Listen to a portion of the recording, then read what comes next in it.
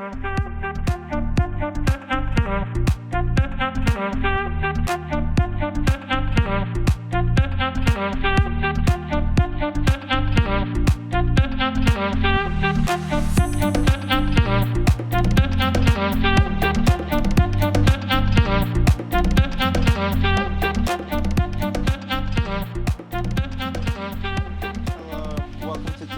Takes podcast, part of the Beautiful Game Network. Hello, and welcome to Tectonic Takes podcast, part of the Beautiful Game Network, sponsored by Roughneck Scarves. It's been a while since you've heard from us. We've had a few schedules to juggle, and I think we're back on track now. But Favi, how are you doing? Yeah, I'm doing pretty well. I mean, everything has been kind of hectic, really. Still getting accustomed to being in Japan, so just a little bit of that. But good news, the U.S. men's national team looks better than it has years prior, and then we have a playoff game to talk about. So exciting stuff. All right, and we also got Will with us today. How are you doing? Yeah, dude, what's going on, guys? I'm excited it's been a while, like you said, and I'm just excited to get this podcast down. I mean, we got a playoff game in 2 days, so, it's exciting. All right, and there's so much to talk about today, so we're going to get right into it. We'll cover a few other noteworthy events from the international break before we get into the USA games. Unfortunately, Georgia was unable to defeat North Macedonia, so it will be North Macedonia making their Euro 2024 and overall senior men's international tournament debut next summer as they qualified for Euro 2020 happening in 2021. It's really weird, but unfortunately, we won't be seeing Kasia and Vako in that tournament. Along with North Macedonia, Scotland, Slovakia, and Hungary filled the last 4 spots. We now have the complete field of the Euros, and it's always a fun tournament to look forward to, but a bummer that there won't be Quakes players in that tournament. Did either of you catch that game, Fabi, Will? Yeah, I didn't catch it, but unfortunately they didn't make it. I'll be honest, I didn't get to see it. But it looks like they were going through a little bit of not scoring goal drought, right? So it seems like it was inevitable that they weren't going to qualify for the Euros. Yeah, I didn't catch it either, honestly. I saw the score. It was like 1-0, and then next thing you know, it just ended to be 1-0. Right. I was hoping that we'd get to see them just because, it'd make it much more exciting to watch the Euros. I mean, I know that tournament is still already exciting in itself, but to see, there's a bunch of other teams that made it that haven't made it really before, so in a while at least. So it's at least going to be exciting for next year.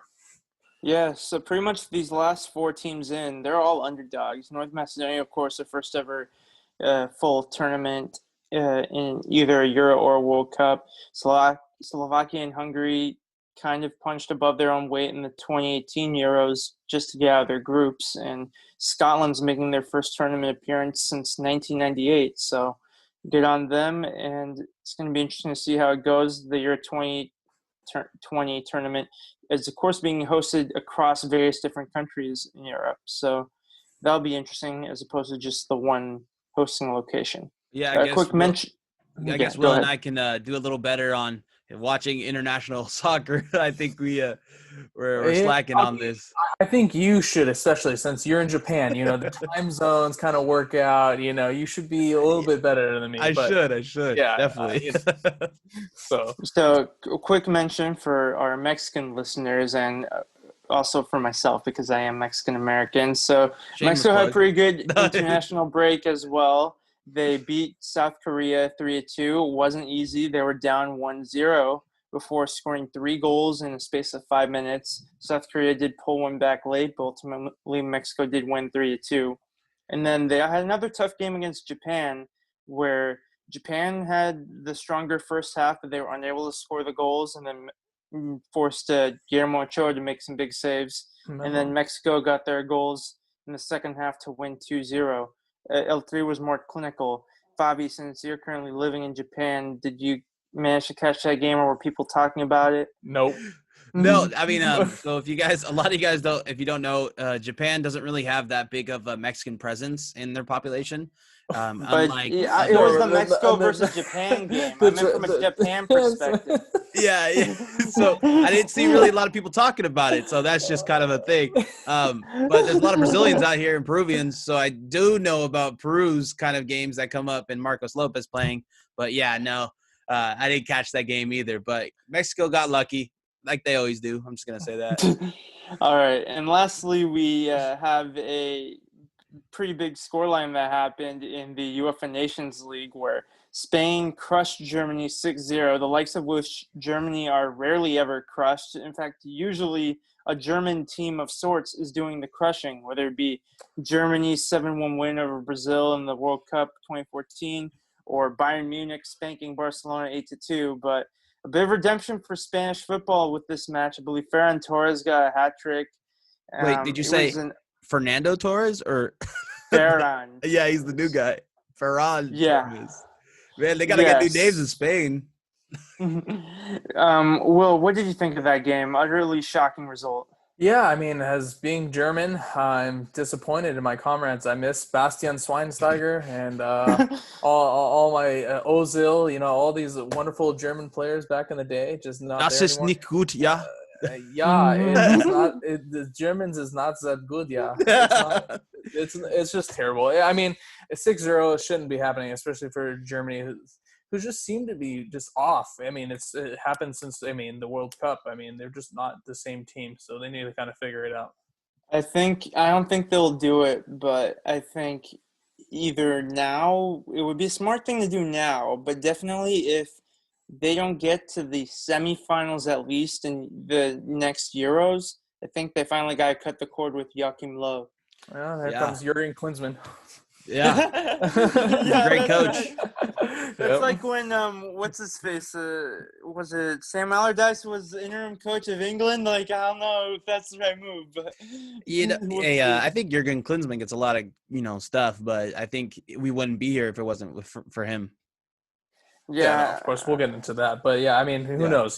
I mean, I'm just gonna shot in the dark just because he's a relative name. So Jurgen, hopefully he gets the job. Who knows? Probably not. All right, and now finally we'll talk about the USA games that happened. So of course on Thursday, November 12th, USA ended their 9-month absence in action by playing Wales in the Liberty Stadium in Swansea. Yep. A stadium that no longer hosts a Premier League team, Swansea City. They're currently in the Championship. But they do face an interesting Wales team. They're missing some of their key stars like Gareth Bale, Aaron Ramsey, Ben Davies.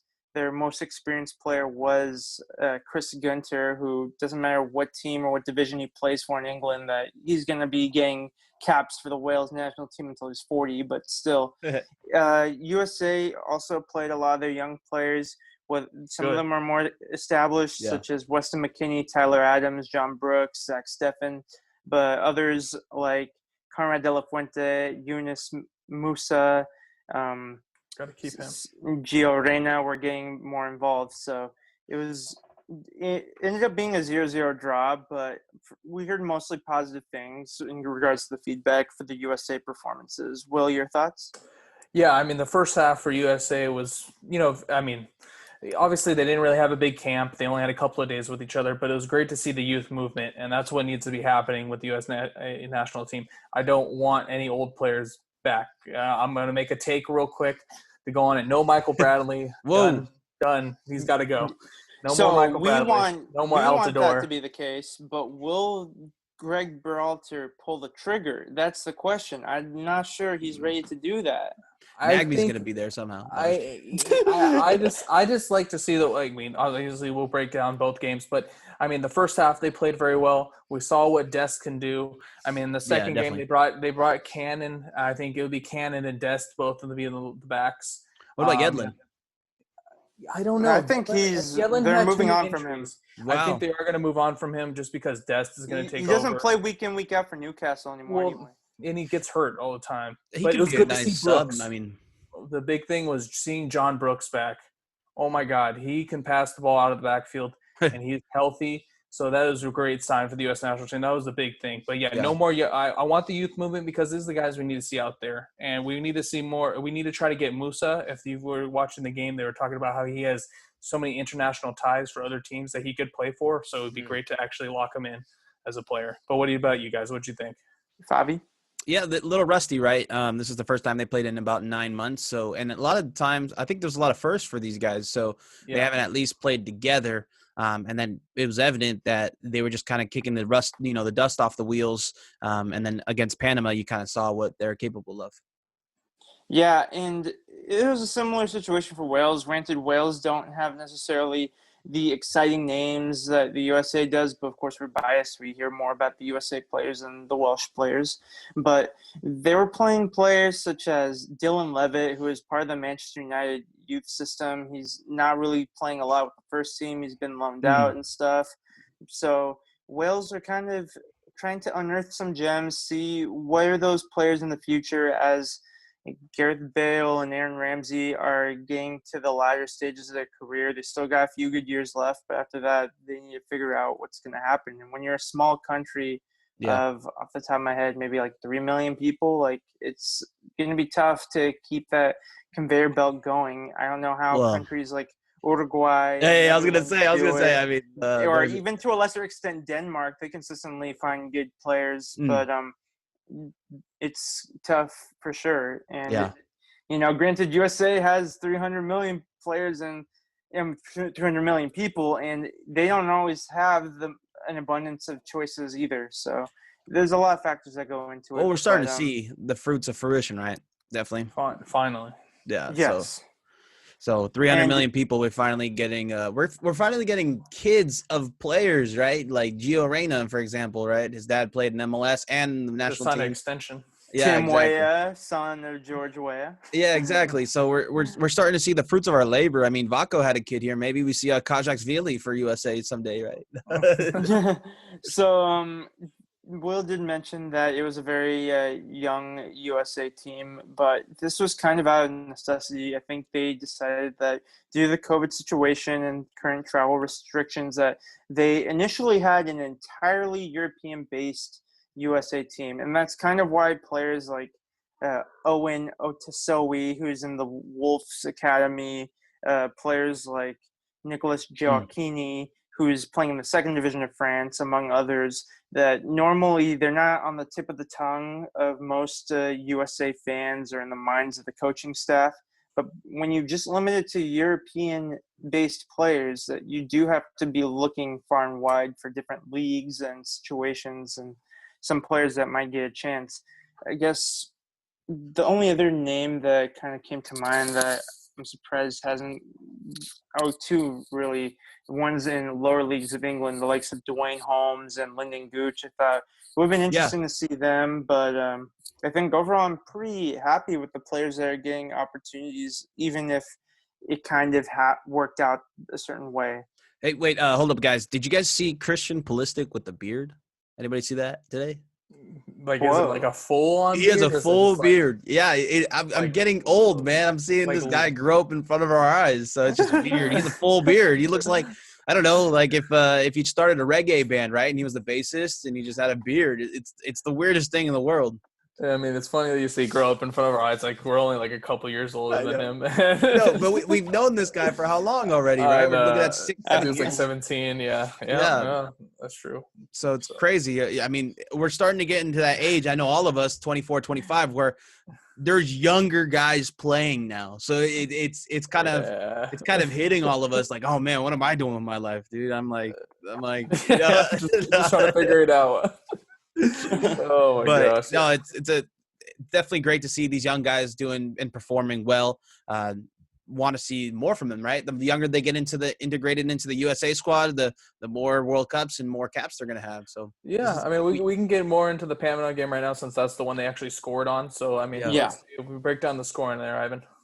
Yeah, sounds good. So a lot of times these international breaks, since you get two in recent breaks, sometimes even 3 games to assess the team, you have to wait until the break is over to really think, okay, how good or bad were these results? And having beaten Panama 6-2 USA scoring 6 goals against anybody not named Cuba is pretty rare, but Yeah. I'll take it. No, But I mean it's a great thing. I mean, remember this is a U.S. team that lost to Trinidad and Tobago to not Yeah, make right, it into right. yeah, can't take any team for granted. Exactly. So yeah, it's a great result. Sorry, keep going. But this Yeah, so result I was isn't gonna as good as say- like a regular Dos a Cero, right? I mean, Ivan, how do you feel? So I'll just be clear right now. So as a Mexican American fan, I understand that USA and Mexico have a huge international soccer rivalry. However, I do support both teams. I want both teams to do well in World Cups, and I want both teams to have the best players coming through their systems. Definitely. And if Mexico get better, that's good for the USA because it inspires Yeah. that program to want to catch up, and vice versa. When the USA is doing better than Mexico, inspires them to catch up, and then you might have a third party in Canada joining that race too, Yeah. with their players coming through. So it's going to be good for CONCACAF, and if other nations like Jamaica and Costa Rica can get their acts together as well, then that region won't just be a layup in the World Cups. Like they'll be able to be scary for a lot of the second and third tier teams, and maybe surprise a first tier team. But anyway, Definitely. so my original point was that having seen the 6-2 result against Panama, it makes a 0-0 draw against Wales feel a little bit better because you don't want to necessarily draw 2 games in an international break, or like what looked like for a very brief moment at the beginning of the game, draw 1 and then lose 1. So the first goal came in the 8th minute. Jose Fajardo for Panama got it going. It was a surprise turn of events for Panama to get on the front foot, but USA responded near immediately with 3 goals in 8 minutes. Gio Reyna direct free kick goal, and then Nicholas What a beauty. Gioacchini, it cleaned up some sequence of plays for the USA to score a quick 2 goals. And then USA kind of kept control for the rest of the half and went 3-1 at halftime. Then in the 65th minute, USA won a penalty. Gioacchini's hat-trick opportunity was dashed as Mosquera saved his penalties. So what do you guys think of that decision to give Gioacchini the chance for the penalty? I think I don't have a problem with it. It's a friendly, right? He's on 2 goals. You gotta let him have a hat trick. It would have been a wonderful memory if he was able to achieve it. But all's well that ends well, right? You know. Yeah. It's a friendly, right?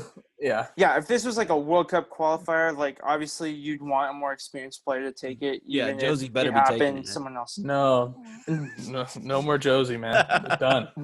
Hey, No. a little Altidore? Come on. Let him spend some time with Sloane Stephens in the international breaks. So anyway, Fajardo, once again, he got himself a brace too. He made it 3-2, and it looked a little nervy there for a little bit until USA was able to respond with Carlsbad zone. Sebastian Soto, he got 2 goals near the end of the game, sandwiching a Sebastian Leggett goal. So Hey, he doesn't play in it Europe. was a Sebastian hat trick. So the thing about Leggett, it was initially an all-European roster, but because Joshua Sargent's club, Werder Bremen, denied him access to be with the USA team during this break due to the COVID protocols, like Bundesliga teams, they had the option to release players or not. They decided to call in Sebastian Leggett because his team wouldn't be in the playoffs, so no harm, no foul. Hey, I was like, they were probably like, hey, man, we need like the prettiest MLS player to come on the on the international squad to give us a little more swagger, And they went with the boy. They went with Sebastian Leggett, San Francisco native.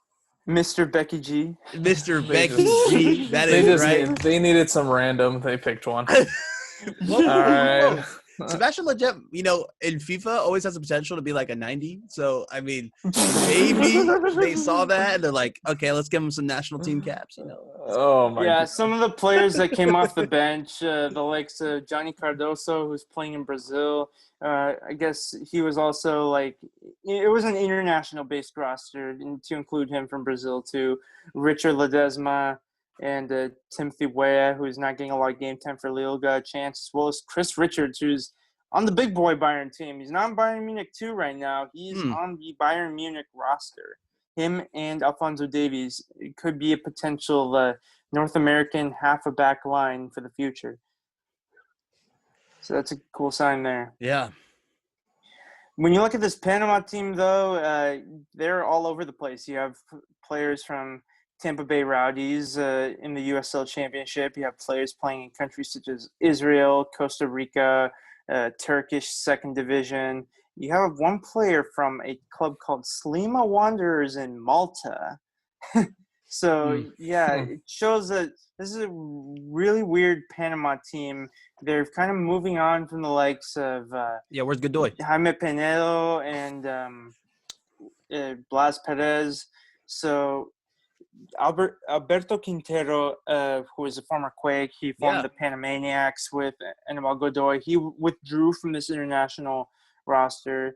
Former Quakes player as well, Harold Cummings, currently with Union Española in Chile. He remained on the bench. He did dress well. Anibal Godoy was called up, but he wasn't even on the bench for this game. So It was really interesting to see, definitely shuffling the pack. We did get to see Gabriel Torres, a former MLS player with the Colorado Rapids, come off the bench, and he was as useless as usual as he was in his MLS career. But, it's a win against Panama. It's one of those teams where, like, with all due respect, like, you do want to win because there's going to be an uproar if they don't. But they won very convincingly, and it was a great performance. I mean, looking at where all these players play, can you believe the MLS had a lot of these guys, these type of guys in their league about 5 to 6 years ago? So it just speaks the type of, I guess, maybe the quality of MLS, how it's changed dramatically, or maybe this Panama squad isn't as strong as the Panama squad that qualified for the World Cup and went ultimately to the World Cup. I think it was 8 years ago, right? Or the last two World Cups. Yeah, so Panama did qualify for the 2018 World Cup. That was their first ever World Cup. In 2010, it was just Honduras from Central America. In 2014, both Honduras and Costa Rica made it because Mexico fell into that fourth spot. So they had to go into the intercontinental playoffs, and they took down New Zealand to qualify for the World Cup. A place where Mexico should never be in, right? They should never be in that scenario. And USA should qualify every time. So I'm not just hating on Mexico's national team right now, but CONCACAF as a whole, we should have powerhouses. And we're starting to see that, right? Mexico's playing with Raul Jimenez, Chucky Lozano, right? Doing some good work. And then with the USA, Weston McKennie making that Italian signal already, playing 3 months for Juventus. But this US team has some swagger to it. And it's nice to see a lot of crosses for goals. So that was, maybe they found out that was Panama's weakness from the sides. But a little bit, I got a little flashbacks to the Dom Kinnear days, but they worked, right? They made all the goals off the crosses basically, and it was good. All right. Well, any final thoughts? Yeah, I mean, all USA fans should be hoping that Gus sticks to the youth movement. I mean, these guys need to get more development, more caps, and 2022 will be fun. But 2026 will be a true testament what this team can really be. I mean, so once we are hosting the World Cup, these guys are going to be in their primes, and they should be ready to go. I mean, it's going to be probably one of the more exciting World Cups, and who knows, we might be able to see a game, So that's going to be fun. But, 2022 in Qatar should be fun as well to see this team. But, I think Gus really needs to stick to this young team and just have some veterans around, some key veterans, and just watch this team grow right in front of them.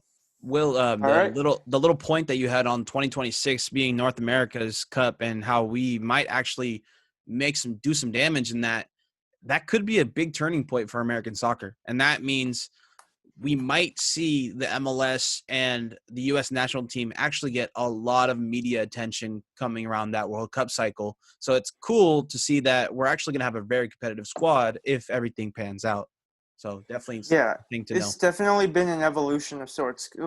Obviously none of us, I know I wasn't born in 1994 when USA hosted the World Cup that year, and the media attention that was there, even though like soccer wasn't really that big at the time, like it was a huge event. It was a huge spectacle. You had Diana Ross singing at the opening ceremony, and you had all these big stadiums that were hosting these World Cup matches. Stanford. Like even if Stanford, Rose Bowl, stuff like that. And then you fast forward to 2010 where you had the Landon Donovan goal against Algeria. You had USA making the round of 16, and you had other great moments like, the Clint Dempsey dodgy goal against Robert Green in England. And that was definitely a turning point for the USA as well to we expect more. We're not going to be like, oh, okay, Ghana played well. They knocked us out. Congrats. No, we're Right. going to be pissed because we believe this team can be better. And then, as more different leagues started to get more coverage, more podcasts come out, more social media platforms, the U.S. soccer fan base has grown and grown and grown. And it's a really healthy position right now, and it's going to be growing even more in the 6 years between now and the 2026 World Cup. So we'll see what happens at that point. But for now, I think USA is showing that they do have talent coming through, and that the disaster that was 2018 might just be an anomaly, and hopefully it's something they won't have to experience again. The U.S. fan base really has two lowlights to kind of look over with this new team, right? I know this is a Quakes podcast, but the low light of Ornelas missing that goal against Belgium, hopefully that stings a little less with this new World Cup cycle coming up and these new guys, right? This true golden era for the U.S. soccer, at least it's first golden era besides the 1950s and when the World Cup initially started. But yeah, this is an exciting time to be a U.S. fan. And I want to take a quick second before we go into the fan questions to actually thank everybody that's on our Patreon. I want to thank you guys for supporting us. We are truly appreciative of all your guys' support and all your input, too, of our podcast, and we greatly appreciate that, as well as the Beautiful Game Network and Roughneck Scarves, as well as Icarus FC. We want to thank all you guys for continually going ahead and supporting us. Thank you.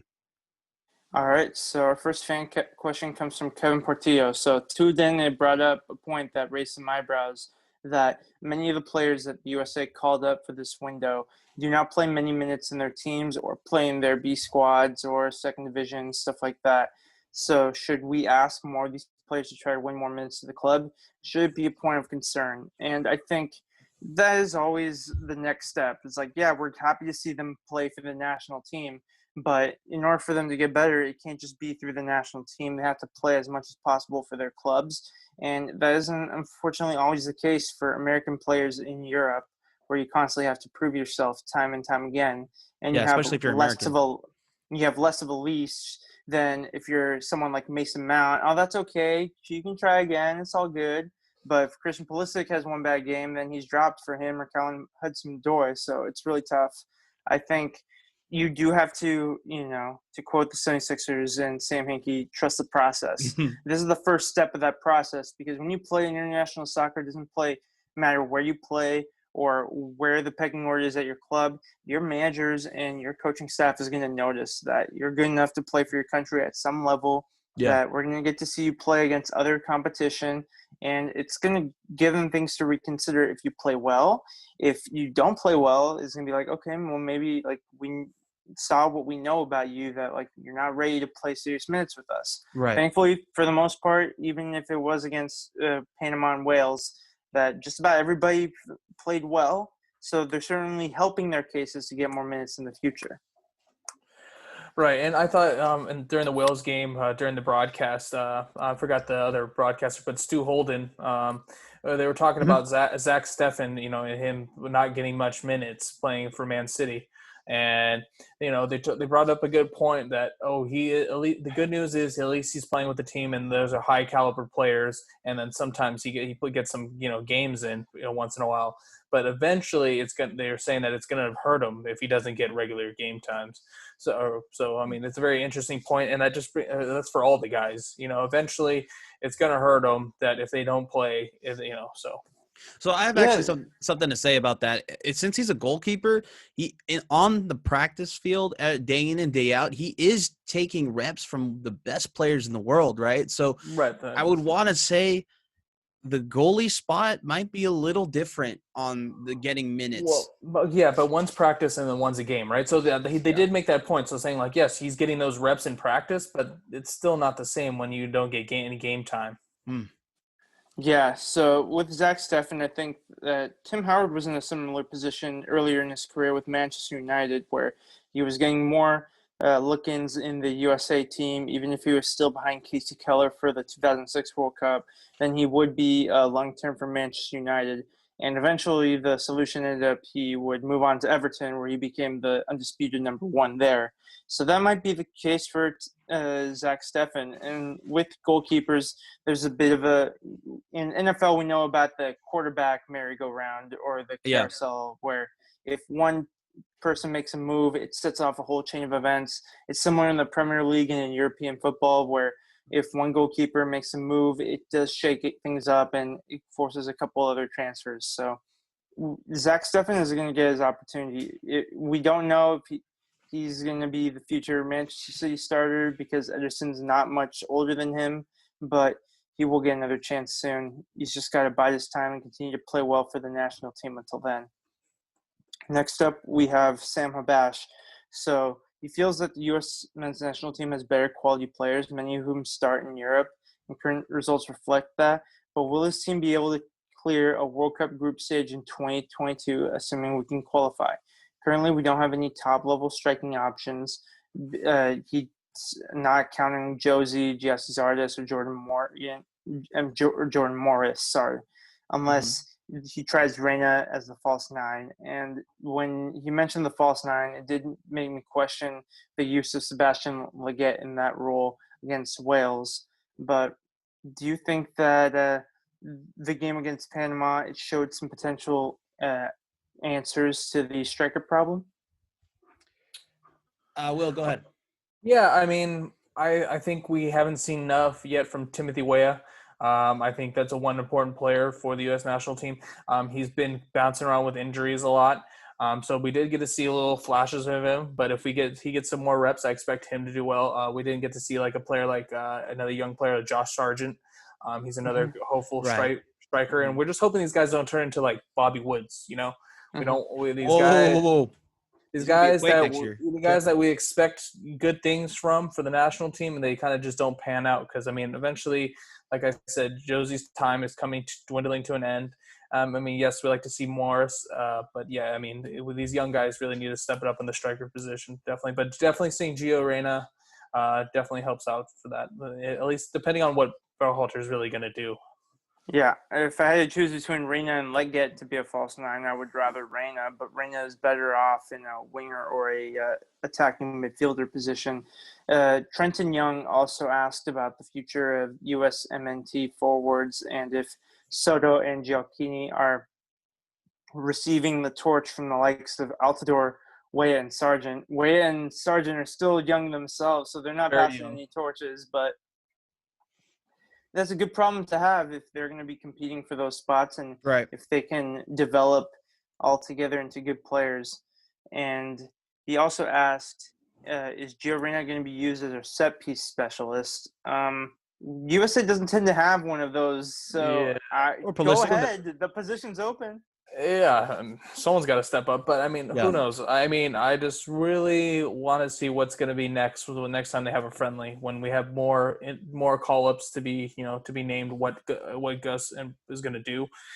So that's going to be the true testament. I mean, it was great to see our youth really come into play, but I mean, as far as the setup piece guy, I mean, who knows? Who really knows at this point? Too early to tell. Yeah. Yeah, and then another question he had was how much of the Panama game foreshadows the future of the U.S. men's national team. I guess we'll see, right? Because we don't know. we have two teams, right? We have an MLS team, and then we have a U.S. national team or a European team. So and ultimately, it's going to be a mix of the two. Like you're not just going to call up all MLS players for the Gold Cup or the World Cup. You're not just going to call up all European players. It's usually a mix of the two, and it's similar for a lot of North and South American teams. Maybe less so Brazil and Argentina, who have a plethora of options in Europe. Yeah. But when you're looking at the Chiles, Peru, Colombia, Mexico, there's always sometimes a small, but still a core of players that come from their domestic leagues. Mm-hmm. Yeah. And so next up, go ahead, Fabian. Yeah, and I mean, I think this is, like you said, a great problem to have. we're gonna see the likes of Altidore out there eventually. So, Will, you better be ready. Yeah, don't get It's me either gonna be started. Zardes or Altidore. So you pick your poison, right? I guess. I was hoping. I mean, I'd rather have like Morris and then Yeah, Morris is good. and then somebody else. I mean, depending on the formation. I We mean, might that see is a whole Morris nother on the opposite side of Gio Reyna, right? And then Pulisic in the middle. That might be something. I don't know what they're going to do with the lineup. I'm more worried about who's going to be the next person as the John Brooks. That was a debate they were talking about. So I'm assuming Chris Richards.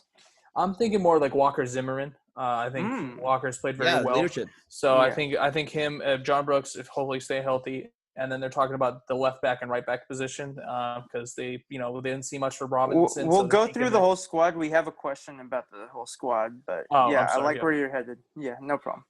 Well, calm your horses, all right? Hold your horses. Yeah. Okay. I was really been excited. I've been waiting to talk about the national team. I understand. The games. I know. We're saving the best for last. I know.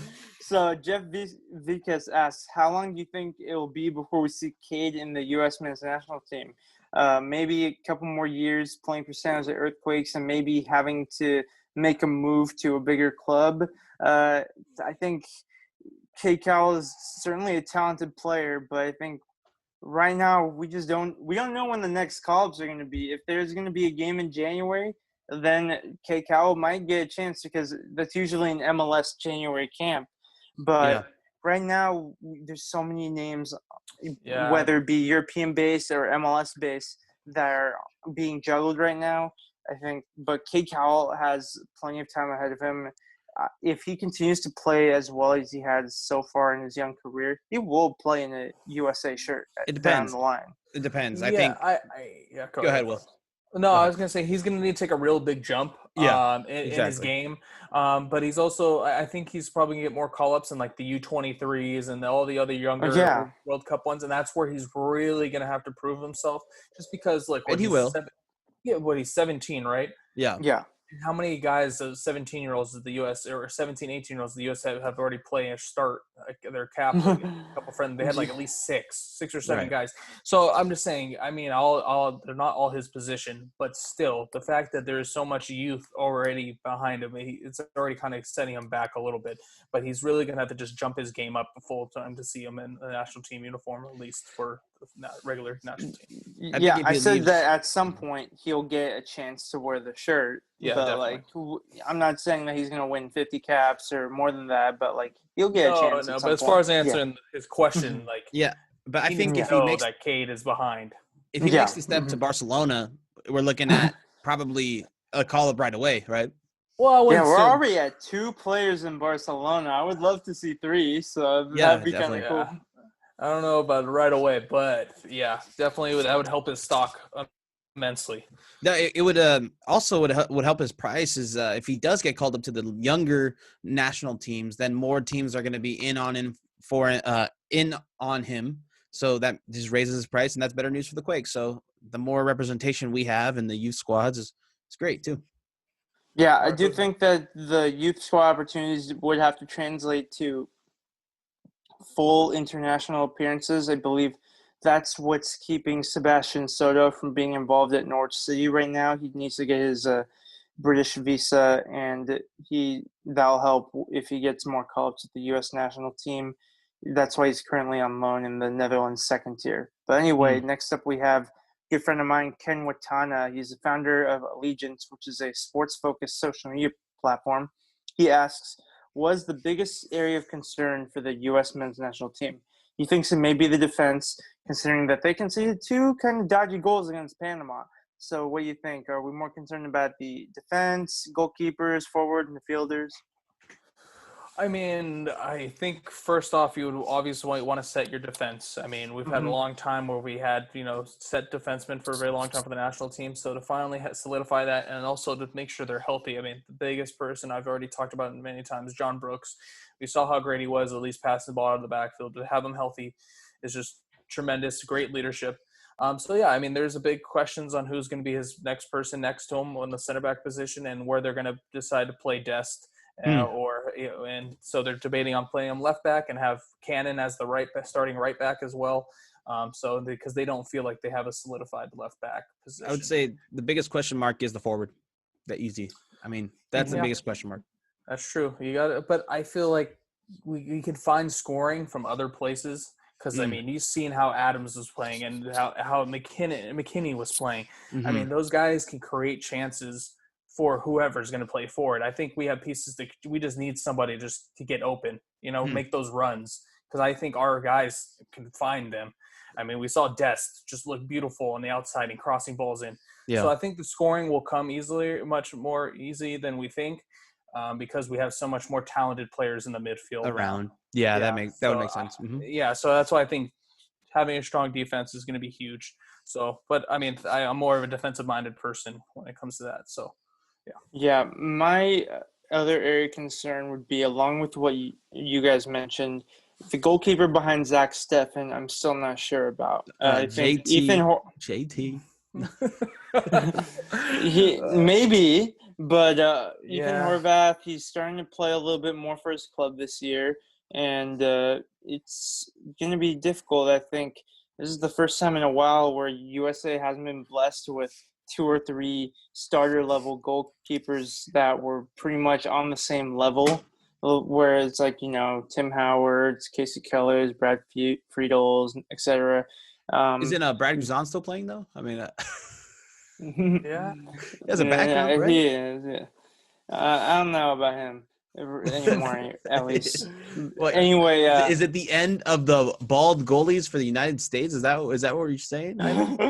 It's the end. Yeah, I mean, it looks like a different USA team in many respects because a lot of the players coming through are from Black and Latino origins too. Right. So that's something really cool as well. Abby from the Soccer Crush podcast wanted to make a quick comment that she is enjoying what she's seeing from this U.S. men's national team, and she's hoping that they can continue to shine because not only are they competing with the likes of Mexico on the men's side of the game, but they also have to prove themselves in a country that already has a 4-time World Cup champion with the women's side. So let's not forget about that. The U.S. women's national team, they could have a big year coming up in 2021 with the Olympics. So Shout out to them. I might go see him. Let's go see. Oh, yeah, there you go. Yeah, because Tokyo is hosting the Olympics. So I mean, a ticket, I'll fly out. Yeah. I mean, hey, any Tectonic Takes, you guys are welcome. Come on, fam. Real quick. Who's your favorite women's soccer player right now in the USA team? Oh, Rampone, for sure. Rampino, sorry. I mean, yeah. Rampone.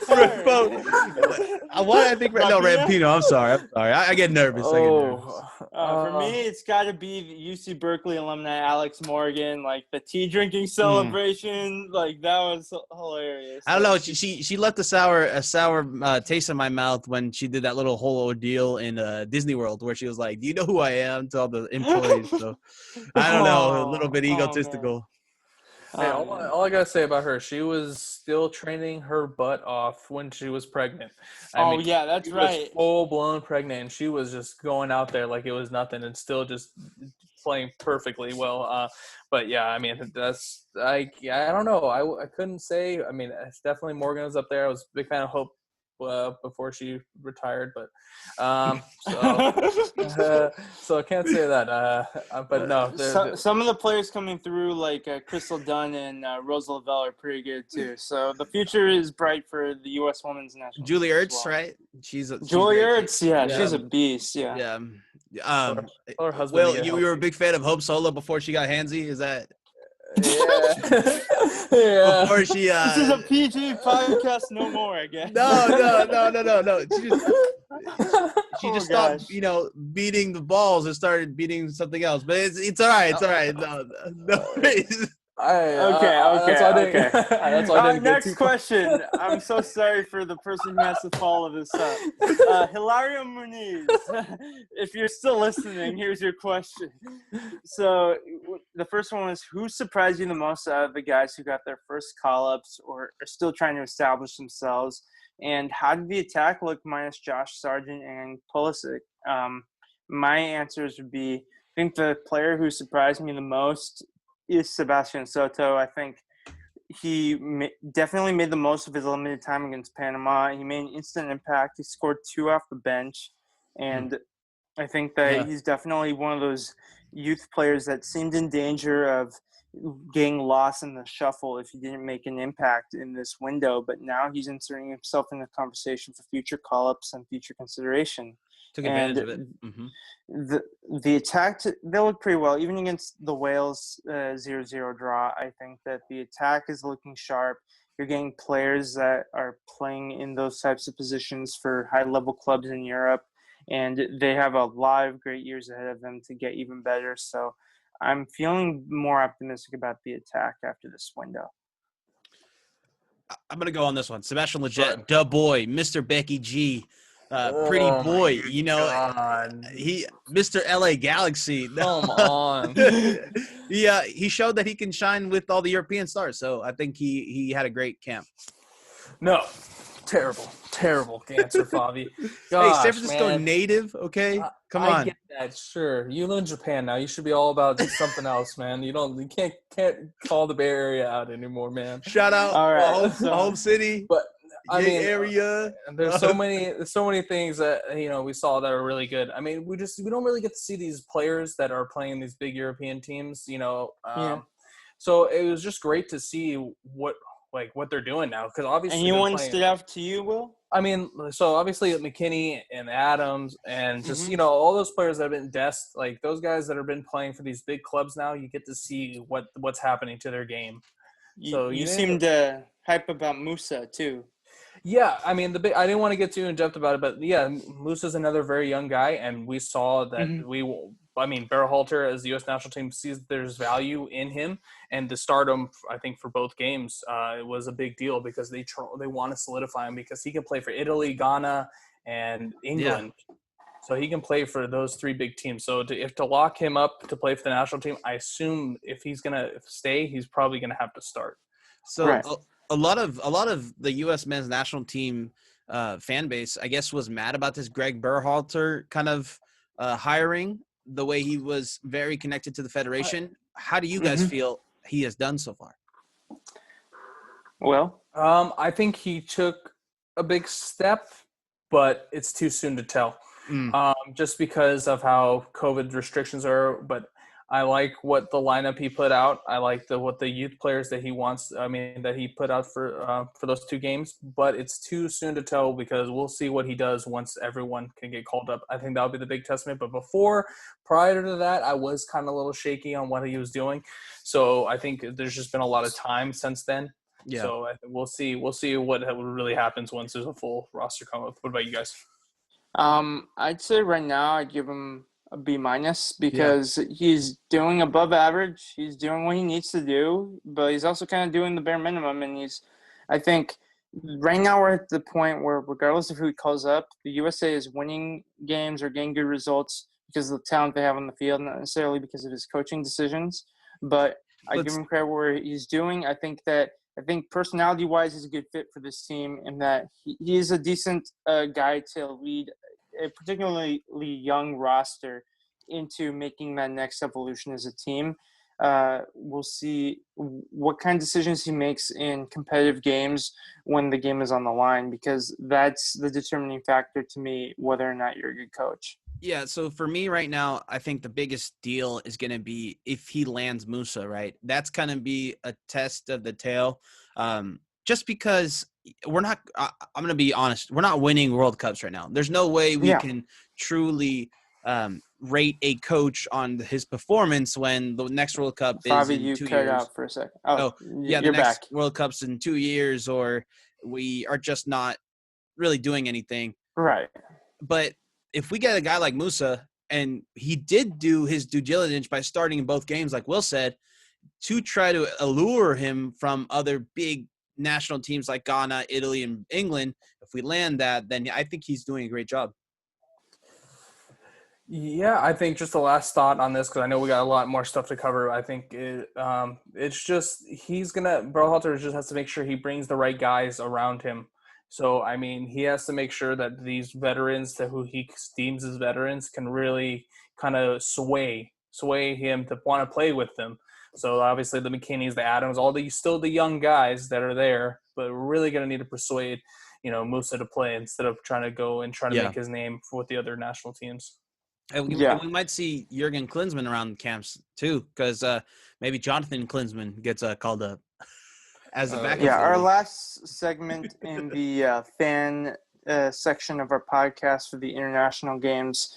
So we got questions from Nathan Reynolds and Drew Hubbards about who would make a World Cup qualifier 23-man squad or a competitive 23-man squad. And Phil Leva from Quakes 90 also asked Great which podcast. MLS players should make the squad. So this is a bit of an abbreviated answer. We were originally going to plan with all three of us. We would write our squads beforehand, and then we would see the similarities and differences and comment on that. But this is a squad that I came up with. I separated them into position groups, and then just very briefly-ish, but you can still provide a reaction of sorts. You can tell me what you feel about if this is the type of group that you'd want to see on a competitive squad. So we're starting with the goalkeepers. I have Zach Steffen, Ethan Horvath, and I put Bill Hamid / Matt Turner. I'm giving Matt Turner the nod since he's in the playoffs this year as the third keeper. What do you guys think? JT, where's JT, baby? Come on. We'll see. I mean, as far as the third keeper, I mean, JT could make him real running for the third keeper. But as far as that, I think the starting two, yeah, there's no question. At least, Hey guys, right are we Quakes homers or what? Come on, dude. Let's see some JT, some Jonathan. He hasn't Klinsmann. started a full season yet. Like, we gotta wait till JT is gonna start the whole 2021 season for the Quakes, and then that'll be his opportunity to put himself in the window. For I mean, call-ups. we'll see how his playoffs go too. I mean, for all you guys that aren't watching on YouTube right now, my whole demeanor just came down because Ivan just shut me down. All right, so you guys, if you guys want to hop on the JT train, you can always come to my camp. We're gonna be there. All right. All right. So, and for Phil, if you're counting, so far we have one MLS player on the roster. For the fullbacks, I picked Serginho Dest, Reggie Cannon, Anthony Robinson, and DeAndre Yedlin. How's that sound? What? Oh my god. Sorry for Nick Lima. If one of these guys there, if all these guys are healthy, there's no way Nick Lima's gonna get in there. But yeah, all those. I couldn't agree more. Those are the perfect fullbacks for this team. Yeah. All right. So we're still at the one MLS player. For the center backs, John Brooks, Matt Miazga, Chris Richards, and Walker Zimmerman. So we have our second MLS player called up. Honorable mentions to Aaron Long and Mark McKenzie. So are you happy with those four center backs? Yeah, I mean, I don't have any disagreements about those ones. I didn't know if Favi had anything to say other than, oh yeah, we need to see, I don't know, some. I thought you were gonna say Tanner Beeson, dude. I mean, you're so high on Tanner Beeson. I thought you were gonna say him. Not to start for the U.S. national team yet. If he's yet too old. He's too old anyway. No, that was great. Great center backs. I mean, I don't have any obligations. Okay, and then for the center mids, this is where it gets tricky. Obviously, we have Weston McKinney and Tyler Adams. They're locked in. I feel like Greg Berhalter would probably call up Michael Bradley, unfortunately. But if not him, my honorable mentions would be Christian Roldan and Jackson Ewell. So if it were up to us, we know who we would pick, Jackson Ewell, right? But does that seem like a good center mid selection there? At least we got a separate section for more attacking midfielders. Yeah, Roldan and Jackson Ewell, probably the highest upsides of the MLS center mid. So definitely guys that can go and play in Europe if they wanted to. So I think that's a good pairing or a good group we have there. Right. So you can only select three of these because you do have there's a player in the attacking mid selection who can be a fourth center back. Not center back, center midfielder if needed, more defensive role. But it all adds up to 23 players. Will? Yeah, sorry, I just didn't want to cut you off. But, I mean, I'm really just thinking we're at a point where Michael Bradley is either going to just have to play. If he's going to get called up, he's going to have to sit the bench. You know, I think it's a time where we're done with the Michael Bradley era. Or maybe center back? Yeah. No, he's not. He wasn't that good. No, why would he play? He never played center back. Yeah, he did. He played a couple games. For Toronto. Yeah. But Yeah. Toronto, was that when Toronto had like 8 injuries? Like, Yeah. yeah, exactly. All right. Yeah. So Hey, you can pull a flow. next, Come on. wingers / attacking midfielders. I selected 5 players for this group. I put Christian Pulisic, Giovanni Reina, Yunus Musa, Conrad De La Fuente, and Brendan Aronson, with an honorable mention to Paxson Pamukal. So technically, this would be the 4th MLS player called up with Aronson, although he is going to Salzburg in January. So what do you guys think of this group? I like it. Yeah, very young. Solid. I can't complain about it. Those are the future of this team. I mean, national team. Yeah. Yeah. All right. And lastly, I selected 4 forwards / strikers. So this is where it was also really tough for me to choose. 4 of the following players. So Josh Sargent, Sebastian Soto, Nicolas Gioacchini, Timothy Weah, and Daryl Dyke. And then you could also add Iowa Canola to the mix if he chooses to represent the USA. So of those 6 players, if Akinola does choose USA, 4 would be in the World Cup squad. Do you guys have a preference? I don't think Akinola sign or goes with USA, to be honest. You think he goes to Canada or Nigeria? Yeah. I think he goes to Canada. Yeah, probably Canada. Just I feel like he'll get the more reps there. Yeah. Right. I just pretty think. good. Yeah, and I just think it's too much other players. I mean, I know we've been talking about concerns, but I feel like just for him, it just too many other players in his way. All right. I don't think Giacchini makes it. I think it's going to be either your regular Josie Altidore or just Zardes, right? I mean, in a perfect world, we would love to see Gioacchini.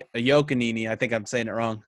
Gioacchini, I believe it is. Gioacchini in the squad, but I mean, this is Greg Berhalter, right?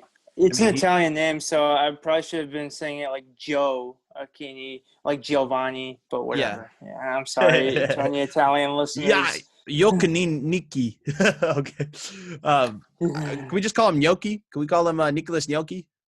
Jokey, yeah. Anyway, another honorable mention would have been Jesus Ferreira. But anyway, I hope that paints a picture for what you guys think that we'd like to see in our 23-man squad for the You didn't USA. say Sebastian Lletget. What?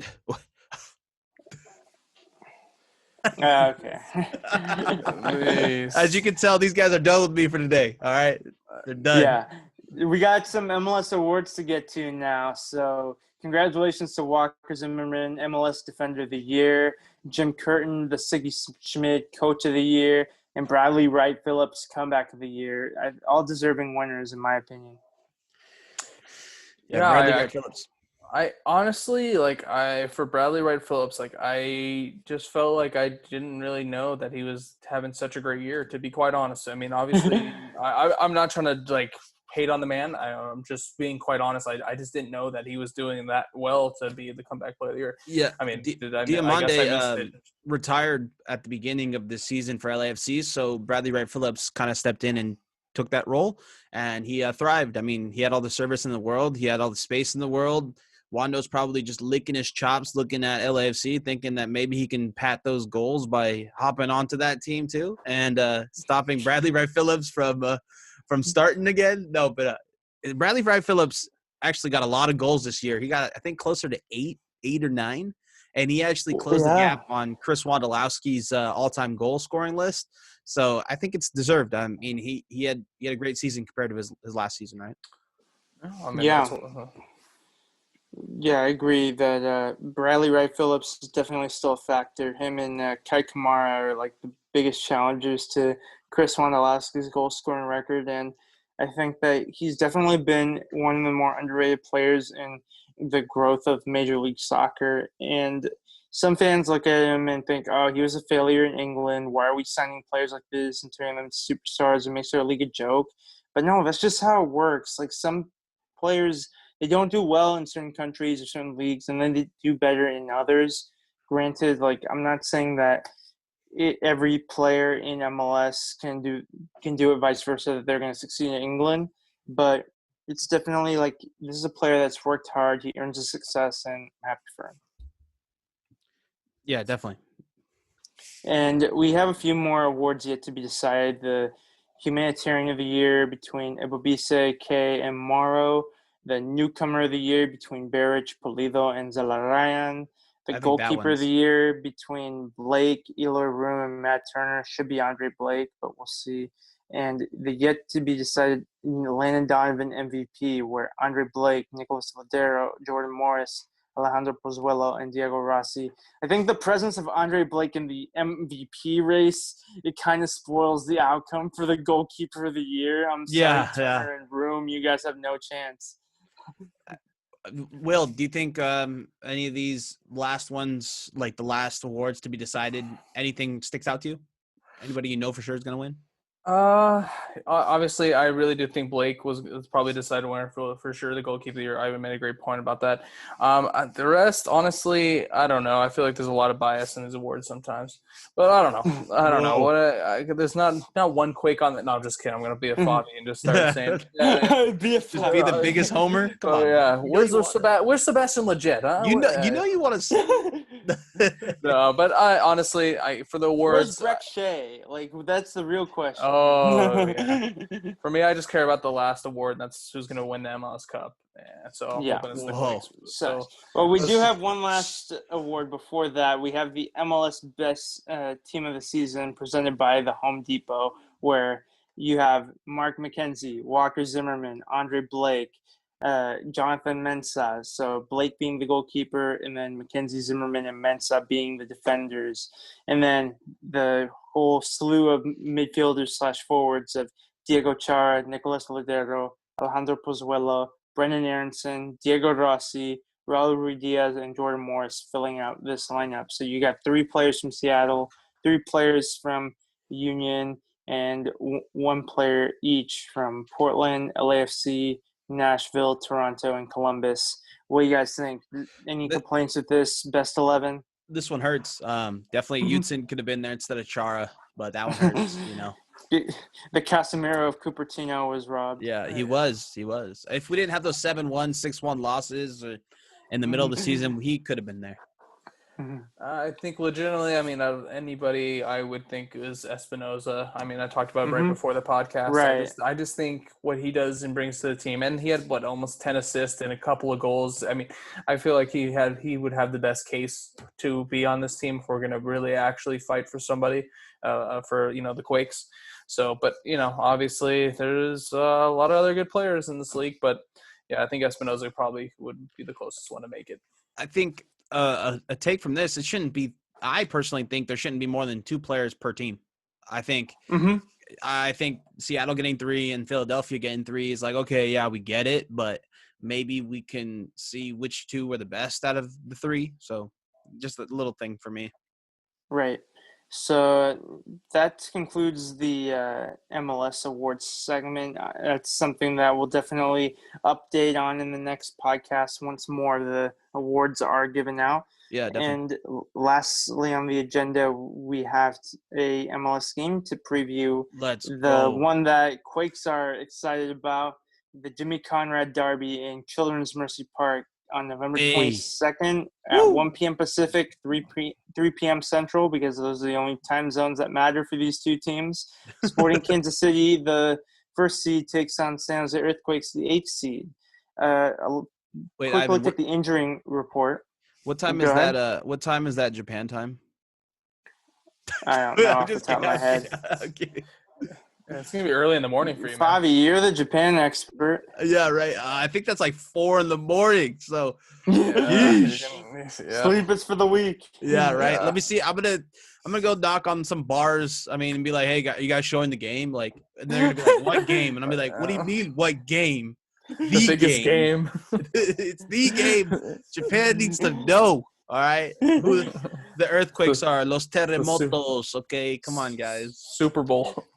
All right, so the injury reports. So the Quakes just have a couple players on it. Danny Houston, of course, is still out with a thigh injury, and Carlos Fierro is questionable with a similar injury as well.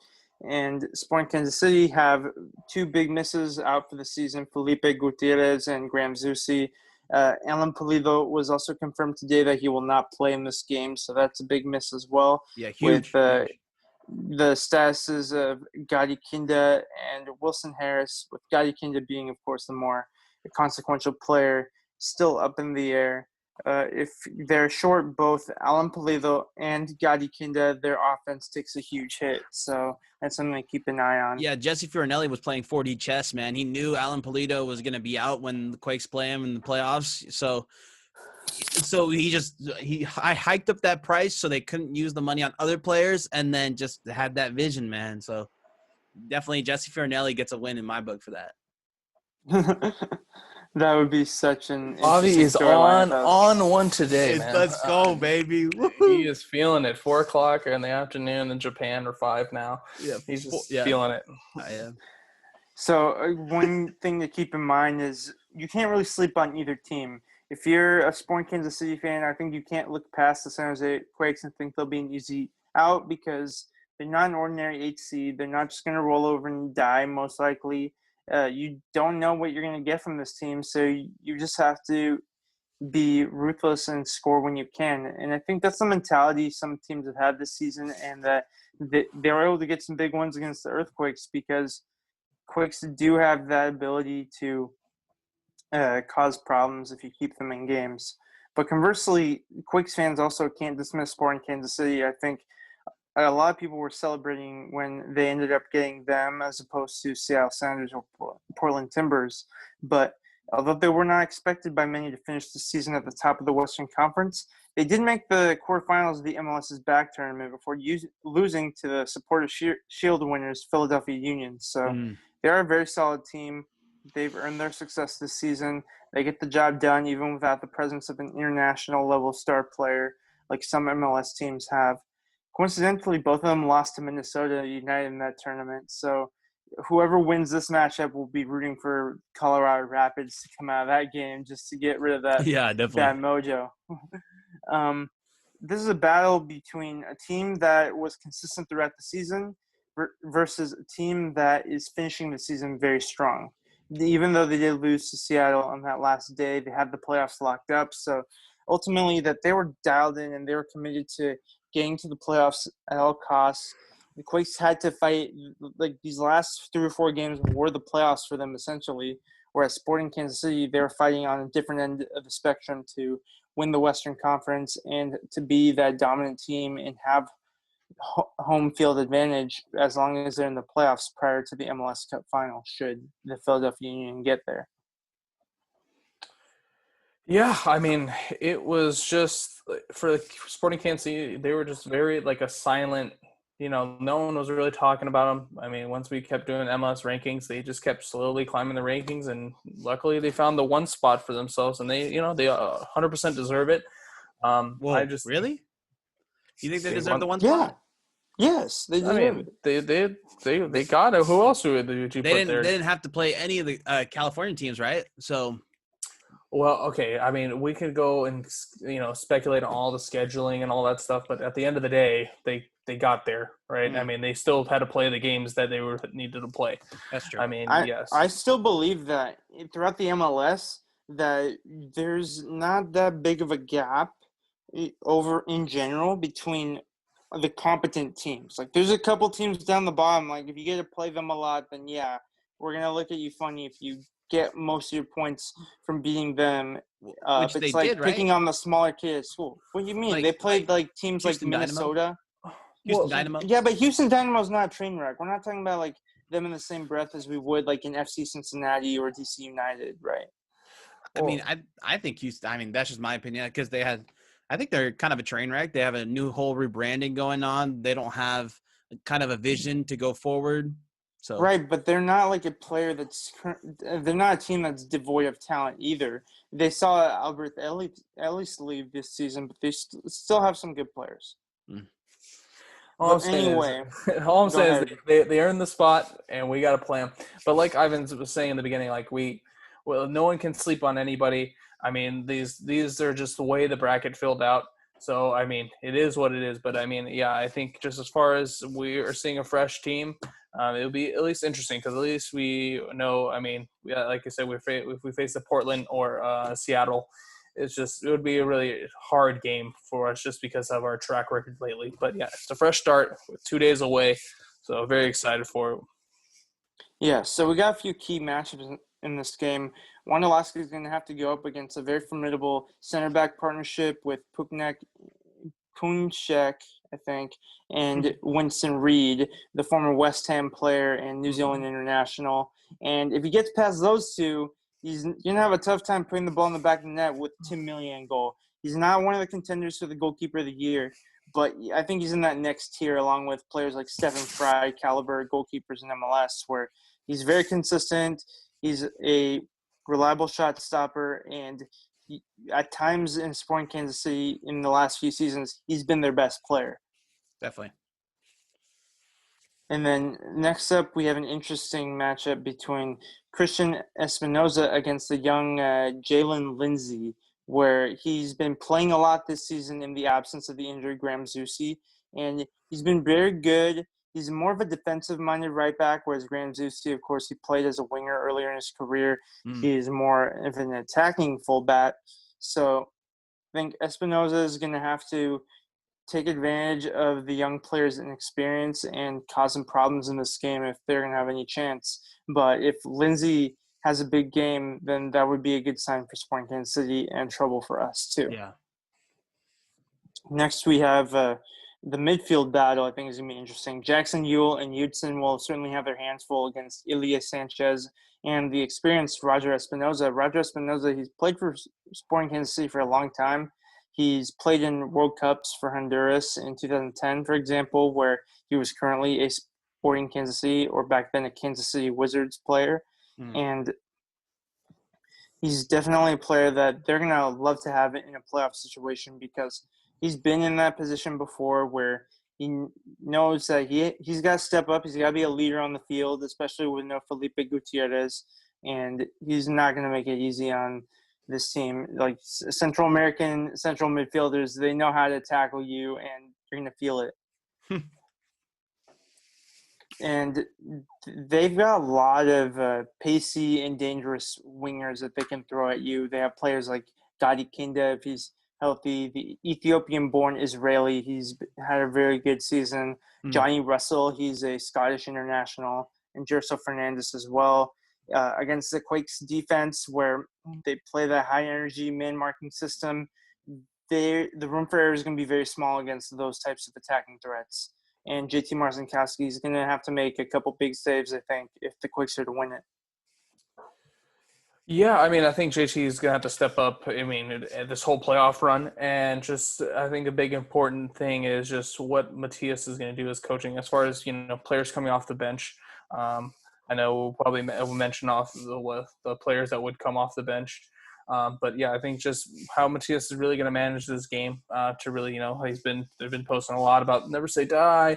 And Matthias is like, they've been posting about a lot of stuff on Quake social media about, pretty much their mindset going into this kind of game, or at least Matthias's mindset and what he's been implementing on the team. So it's a huge game for, for the Quakes and just especially for Matthias Almeida. Yeah, and the young players off the bench, the matchup we're looking at is Cade Cowell versus Gianluca Busio. And then the super subs, Shea Salinas versus Kyrie Shelton. But we might actually see him – Kyrie. We might actually see him start because Alan Polito's out. So, but he's usually I think Kyrie Shelton will start. I think he's the most Jamaican starter. Right? Kyrie Shelton, is he Jamaican? Let me check. English. He might be English. Different. Yeah, you may be thinking of Giles Barnes. He was the. I swear, I thought that was a Jamaican. Harry Shelton is American. Oh man, I'm so off. We're all off too. He's from here, not across the pond. It's no worries. It's been a day. And I was thinking of Luton Shelton, the Jamaican. Luton Shelton, right? Sorry. Yeah. Sorry. You're right. I remember the last name and the Jamaican international, but I couldn't remember the first name. And lastly, one matchup that is also very intriguing. Matias Almeida, an established international success and is riding this wave of momentum with the Earthquakes, versus Peter Vermees, an established MLS success. He's won almost every trophy that Sporting Kansas City have won in their history as a player or manager. I think you can't talk about MLS history without talking about Peter Vermees. He's been an influential figure, and he is a respected man in Kansas City. Missouri half, Kansas half, I don't care. He's not going to pay for a drink for the rest of his life in either half of that city, at least in the soccer bars.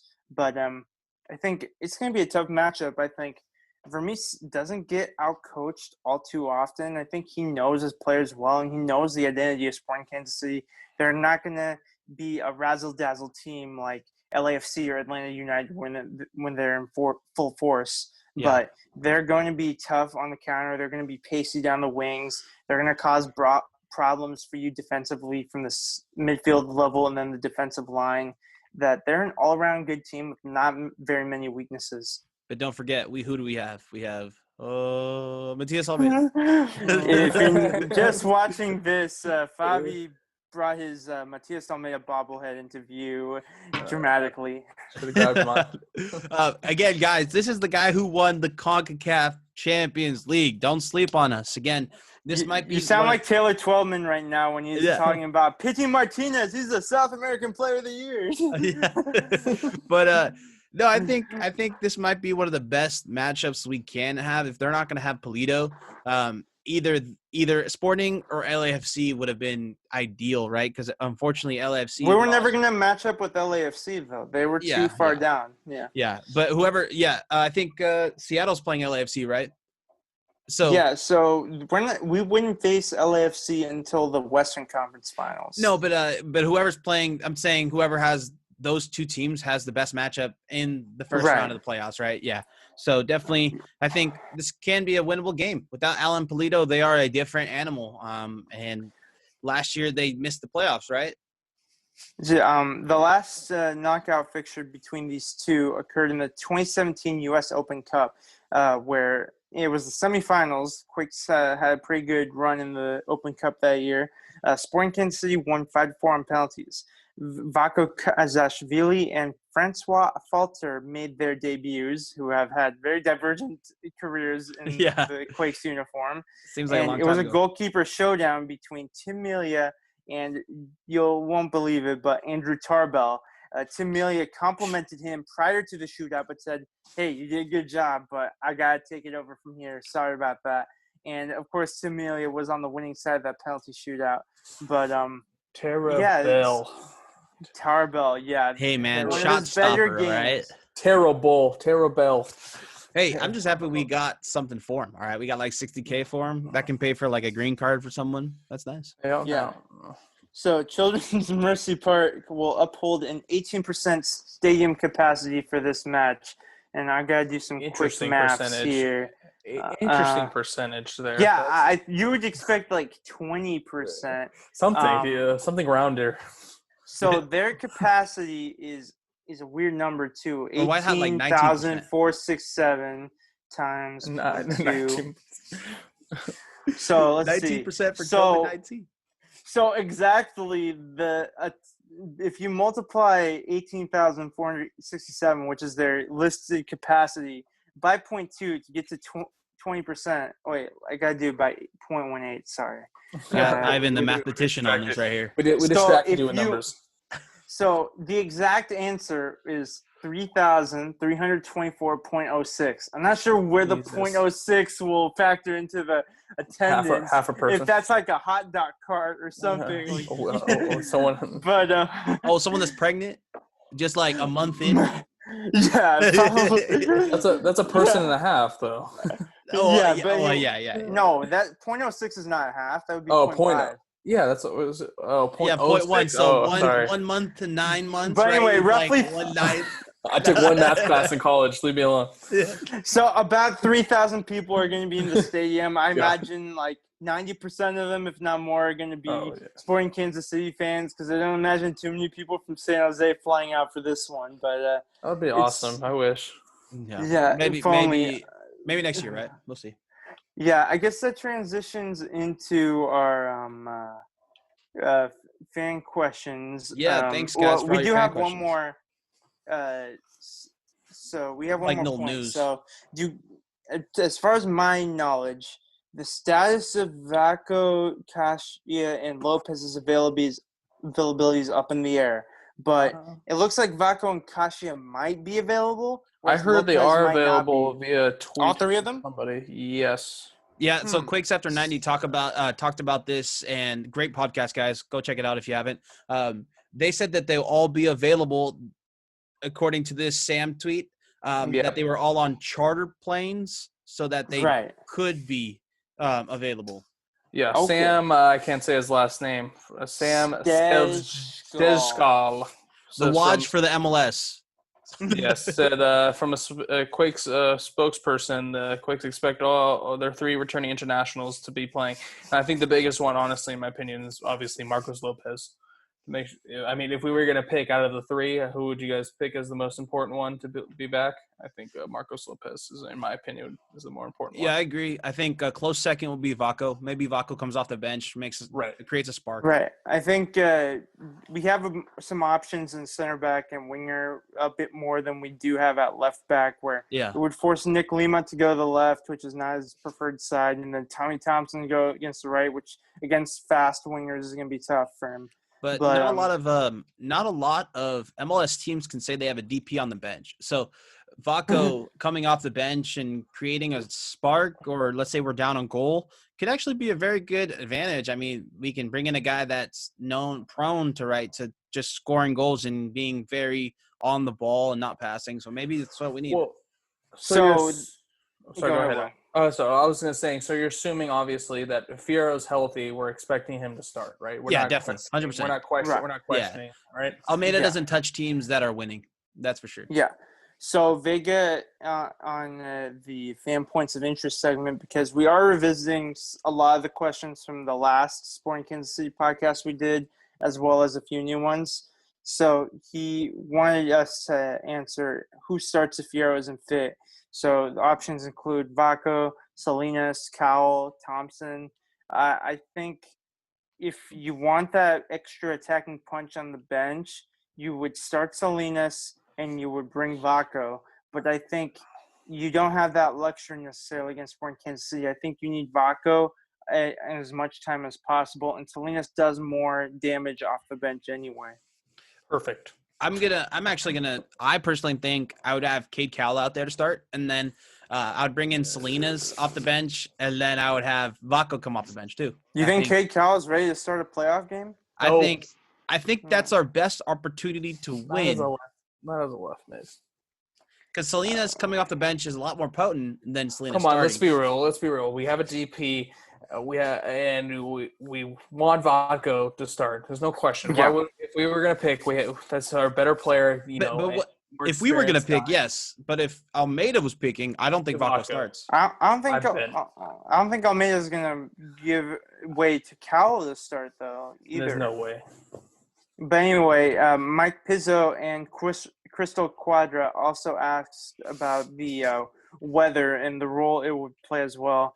I took a look on my phone for the weather forecast for the Kansas side of Kansas City, and according to the weather report, it would be partly cloudy with highs of 49 degrees and lows of 28 degrees Fahrenheit. So a chilly day, but at least it won't be raining like it would be on Saturday tomorrow. We'll see. So it's raining the day before, but of course the weather can change a bit. But that means the pitch is going to be a pretty wet, cold game. I don't think it's going to be snowy, which is the most important thing. You can deal with rain. You can deal with the wet pitch, because that happens in the Bay Area.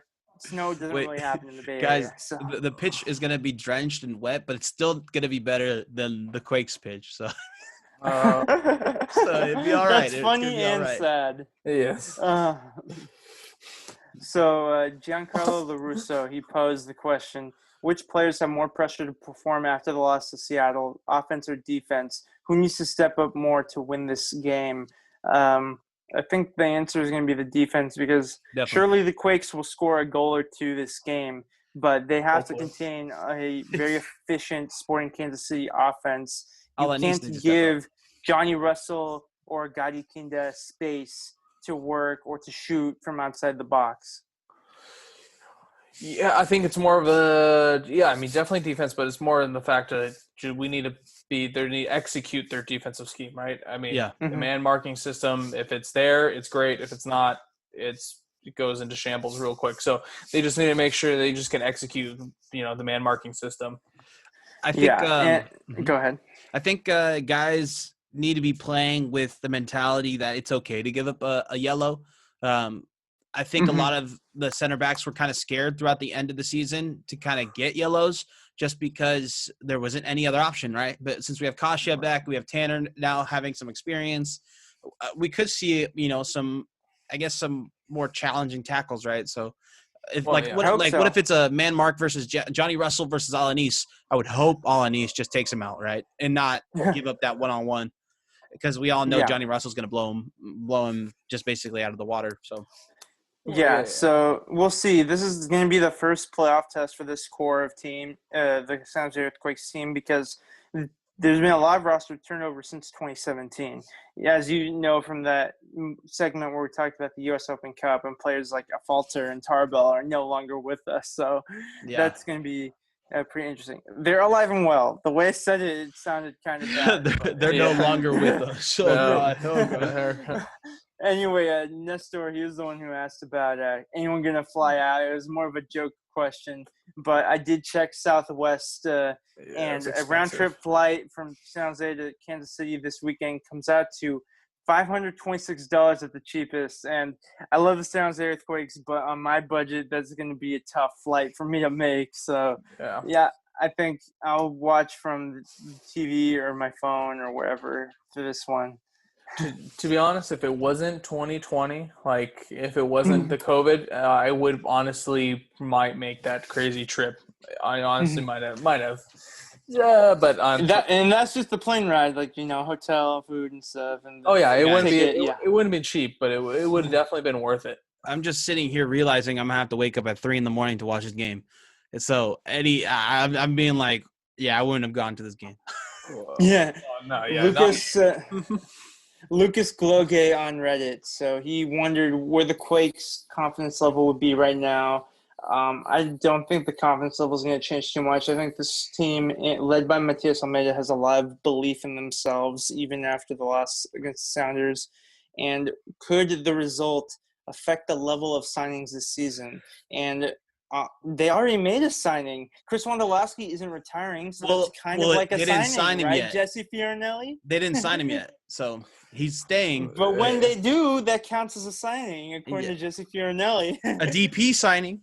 But, obviously, the conventional wisdom would tell us that if the Quakes lose, that they should make more signings. But I think they should make more signings regardless. I think if you're a team in any league, you constantly have to be adding to your roster and improving any way you can. Especially a growing league like the MLS, right? Where it's every year the quality just changes dramatically. Right. Exactly. Just sign somebody for once. You know how like in FIFA, if you don't use your transfer budget, you lose it next year. So I hope they're just getting 2 transfer budgets for the season to have one big one, right? That'd be really cool. Yep. So Omar on Twitter asked, do you guys think Alanis having played with Pulido in Mexico will be a factor in whether the Quakes defense can stop Pulido, or whether Sporting Kansas City will have better chances than most think? So this is kind of a question that we can't really answer because Pulido will not be playing.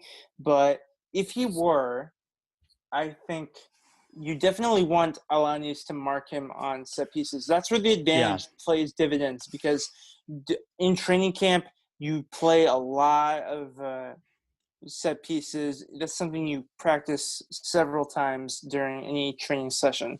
So that's something that I would hope that Alanis would be able to use against a familiar opponent. Unfortunately, he won't get that opportunity. And we do wish Pulido a healthy recovery.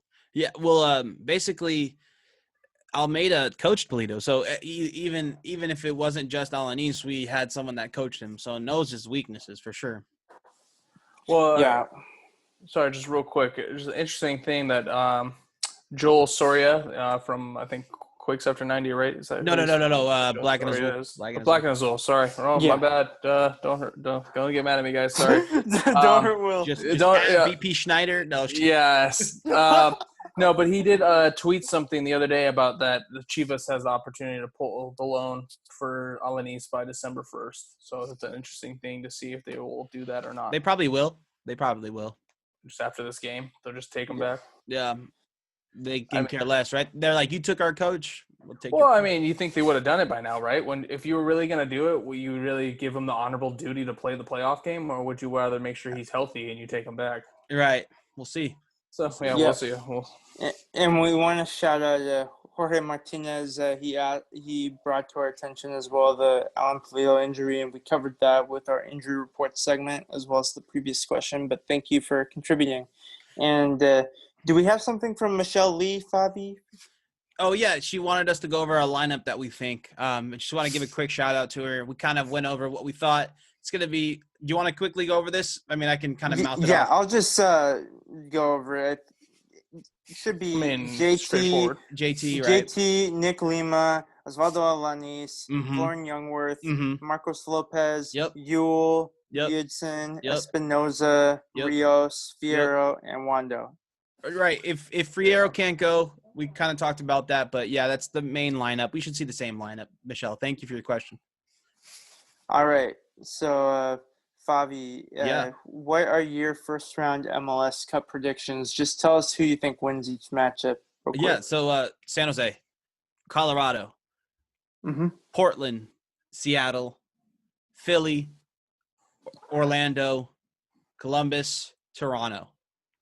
Okay. That's so like the upsets that you're calling are the Earthquakes and the Rapids. Okay. Correct. So my predictions for this first round, I think Sporting Kansas City, unfortunately, Colorado Rapids, Portland, Seattle, Philadelphia Union City, Columbus, and Toronto. I think the top four teams in the East have very separated themselves, that they've been the most consistent, the talented, and playing the best throughout the season. So I think all the end teams, Nashville, New England, and the two New York teams, they're going to be done.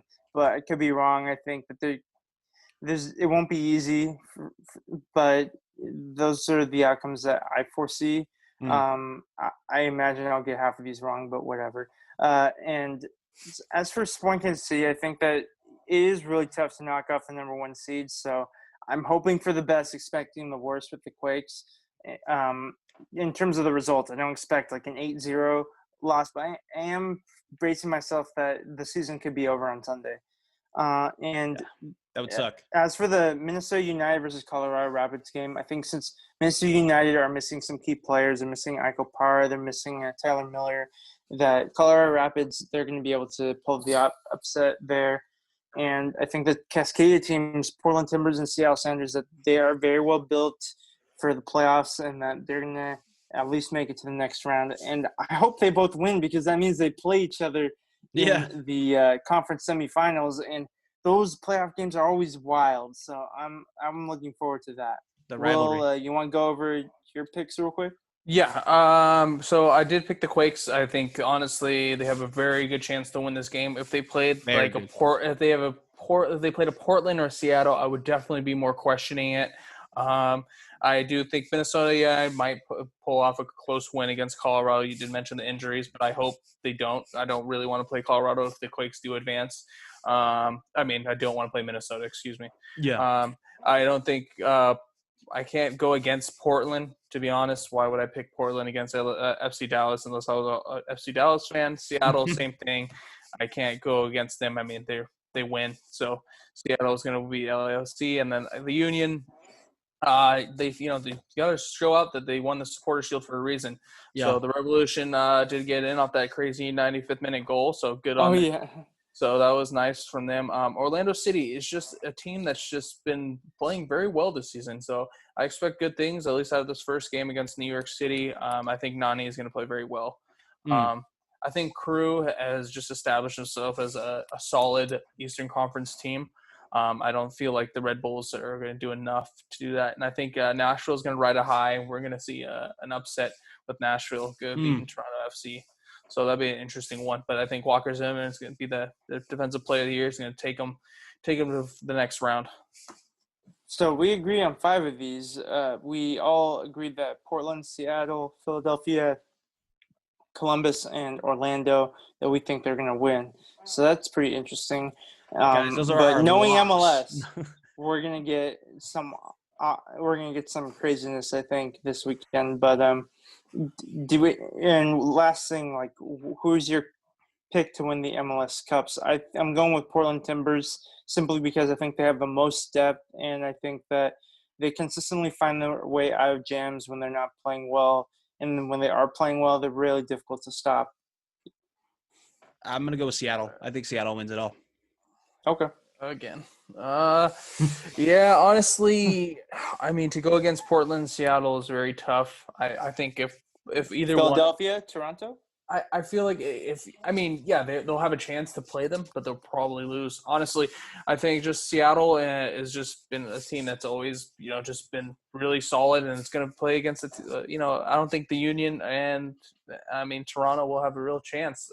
And Portland is the same. I mean, they have great players. I think I'll probably just go Portland too. Honestly, they do. I have a question for you guys, really quickly. How far did the Quakes have to go for the season not to be a failure? I think this season is already not a failure because they made the playoffs. They went from the depths of the league and they made it to the playoffs.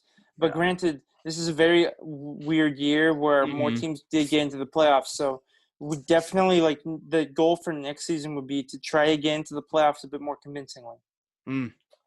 Well, yeah, get in more convincingly, or just we'll see how they do. Like, if they get first round, like, knockout, then, like, yes, like, obviously they need to make playoffs again and then be more convincingly. But, like, right now, this is all bonus.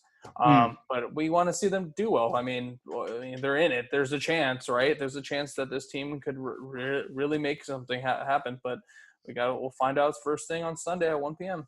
Yeah, it's going to be so much fun to see the action unfold. The MLS playoffs is already off to a great start. If you didn't watch the New England versus Montreal and the Nashville versus Inter Miami games, we did kind of spoil the results for you with our predictions, but the highlights are still worth watching. Some beautiful goals were scored, and we expect more of the same in the rest of this first round. Thanks again to our sponsor, Roughneck Scarves, official scarf supplier to the MLS, USL, and US Soccer. Get custom scarves for you, your group, and your team at roughneckscarves.com. If you're tired of the same old uniform and cookie cutter templates from Nike and Adidas, and you want a unique, completely custom kit for your youth club, Sunday league squad, adult, or pro team, Icarus FC can help you create the kit of your dreams at an affordable price. Let them help you design your custom kit today at IcarusFC.com. That's all we have for you today at Tectonic Takes.